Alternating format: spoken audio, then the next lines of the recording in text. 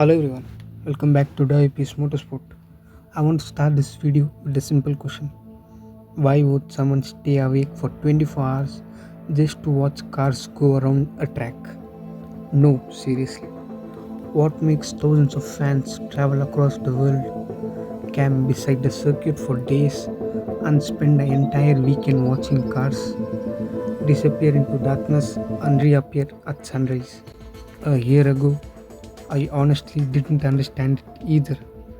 Then I started watching Formula One, endurance racing, GT races, WEC, and other formats of racing events. And before I knew it, motorsport had completely taken over my life. The drivers, teams, strategy, engineering, history, victories, and the heartbreak. And somewhere along the way, I stopped being someone who occasionally watched racing and became someone who genuinely loved motorsport. And that brings us to this weekend, because this weekend is not just another race weekend. This is Le Mans, the biggest endurance race on the planet. The race every driver dreams of winning, the race every manufacturer wants on its resume, the race where cars, drivers, engineers, mechanics, and even fans are pushed to their absolute limits. And the crazy part, it happens once a year. Miss it and you're waiting another 12 months. Trust me, I learned the lesson the hard way. So, whether you're a Formula One fan, a complete beginner, or someone who has heard the name Le Mans but never really understood what it is, this guide is for you. Because I'm not a motorsport journalist, I'm not an engineer, I'm not an endurance racing expert. I'm simply a fan who spent days trying to understand this event and decided to create the beginner guide I wish existed when I first discovered lemons. So grab a snack, get comfortable, and let's break down the madness of the world's greatest endurance race, the 24 hours of Le Mans. So, what exactly is Le Mans? It's a historic endurance race held in the French city of Le Mans at a massive circuit called Circuit de la Sarthe. But unlike Formula One, where a race usually lasts around 90 minutes to 2 hours, Le Mans runs Le Mans runs continuously for 24 hours. When the green flag drops on Saturday afternoon, and the cars do not stop racing until Sunday afternoon. No pauses, no overnight breaks, no restarting the next day, just 24 hours of continuous, flat out, non stop torture. Think about how insane that sounds. You start driving at the bright Saturday sun, then the sun goes down and you're flying down a pitch black country road at over 300 kilometers per hour with nothing but your headlights and vibes. And the fun fact, a huge portion of this circuit uses public roads that are closed specifically for the race. For most of the year, regular traffic actually drives on the same roads. Then the brutal early morning fog hits. Your eyes are burning from exhaustion. The sun comes back up, and you still keep pushing. If your car breaks down after 23 hours and 50 minutes of racing, it's game over. A whole year of work is completely gone, and the emotional damage is off the charts. And that's why it's considered the ultimate challenge in the motorsport. Now, when you check the racing news, you're going to see the letters FIA WEC everywhere. WEC stands for World Endurance Championship. Think of WEC like a global football league. The teams travel to different countries all season long to score points at endurance races. Le Mans is just round 4 of the championship, but it's the absolute crown jewel. It's their Champions League final. Winning a regular WEC race is a huge achievement, but winning Le Mans makes you motorsport immortal. If you're coming into this as a Formula One fan like me, you have to completely rewire your brain. F1 is what we call sprint racing. It's like 100 meters dash, short, intense, and over in 90 minutes. In F1, if a mechanic fumbles a tire for 2 extra seconds during a pit stop, and the race is ruined. Le Mans is ultra marathon. Out there, a team can literally crash into another car, drag the broken vehicle into the garage, dismantle the entire suspension, put it back together with hammers, lose 20 minutes, and still win the race. Why? Because there are 20 hours left. It's less about pure single lap speed and more about strategy, reliability, traffic management, and simply surviving the entire day. Now, here is the part that confused me the most when I started learning. There are there aren't 62 cars fighting in one giant category. There are actually three classes racing together at the same time. Think of it as a three separate races happening simultaneously on the same track. To stop your brain from melting, the organizers use a beautiful, simple color coded system on the car's numbers and windshield panels. First, we have red category, which is the hypercar class. This is the top tier. These are the fastest multi-million dollar prototype spaceships fighting for the overall race victory. If someone wins Le Mans overall, they came they come from this class. Manufacturers include Ferrari, Toyota, Porsche, Cadillac, BMW, Alpine, Peugeot, Aston Martin, and Genesis. They represent the absolute apex of endurance technology.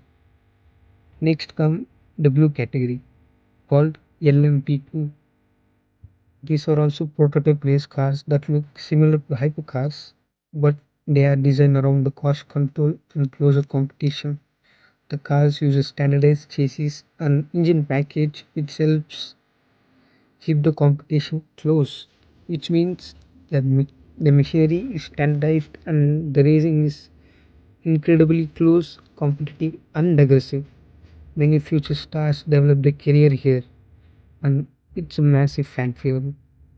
Finally, we have the green category known as LMGT3. These are the supercars that actually look like real road-going sports cars. You instantly recognize legendary shapes from brands like Porsche, Ferrari, Aston Martin, Corvette, Ford, McLaren, Mercedes AMG, and Lexus. They are the slowest class on the track, but they produce some of the most insane, door banging, wheel to wheel battles. The real drama comes from this multi class traffic. A hypercar is way faster than a GT3 car, meaning top class drivers have to successfully dodge and overtake slow cars literally every few seconds without crashing. It's absolute chaos. One of the best ways to enjoy Le Mans is to pick a brand to cheer for.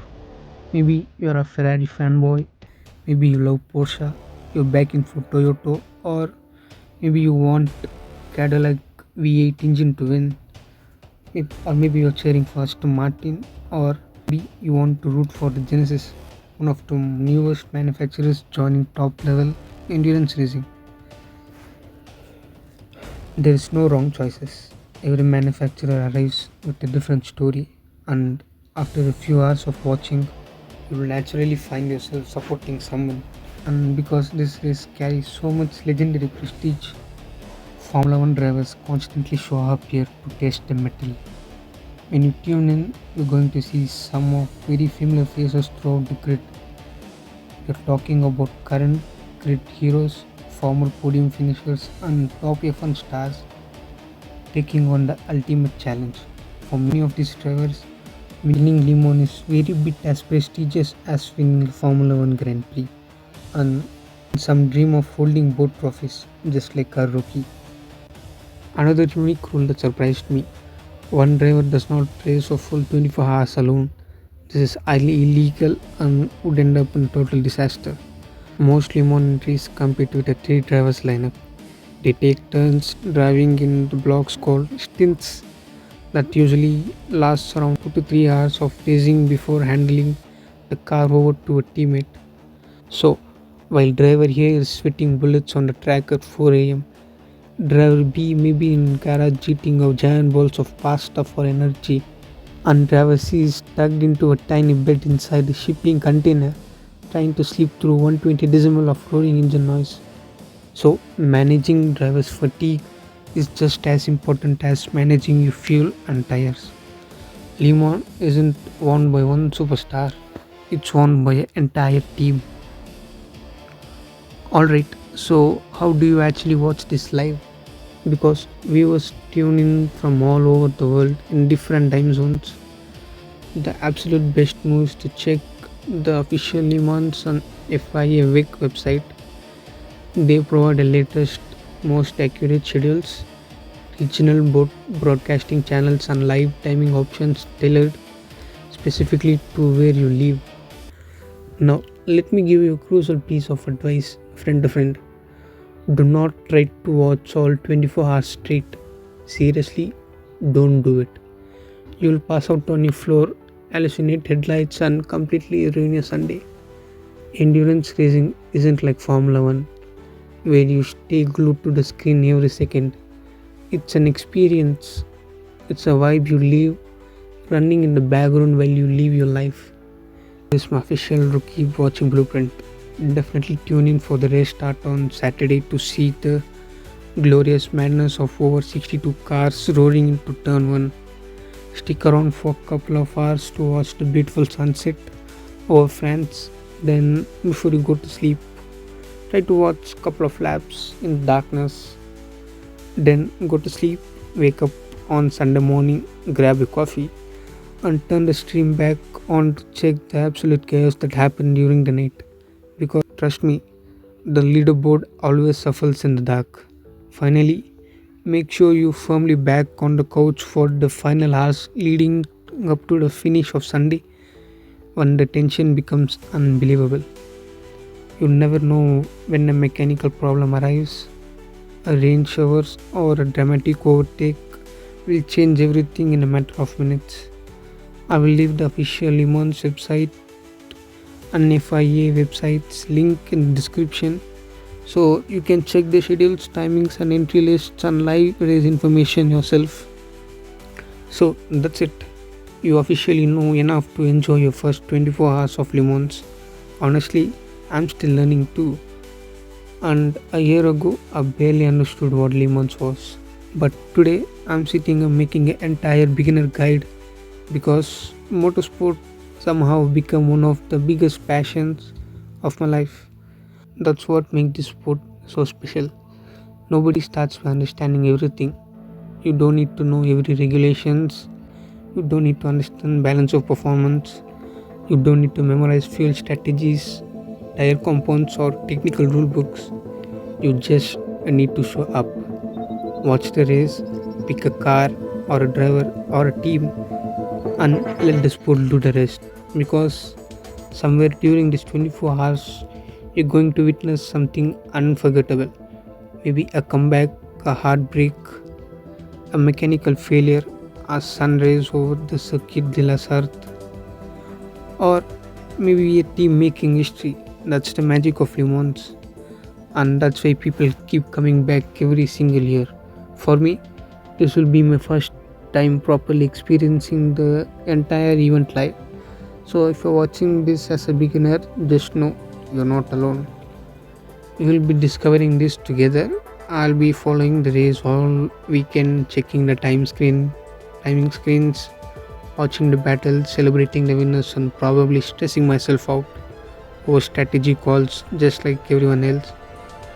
So grab your snacks, charge your devices, get some sleep before the race, and most importantly, don't miss it because Le Mans only comes once a year.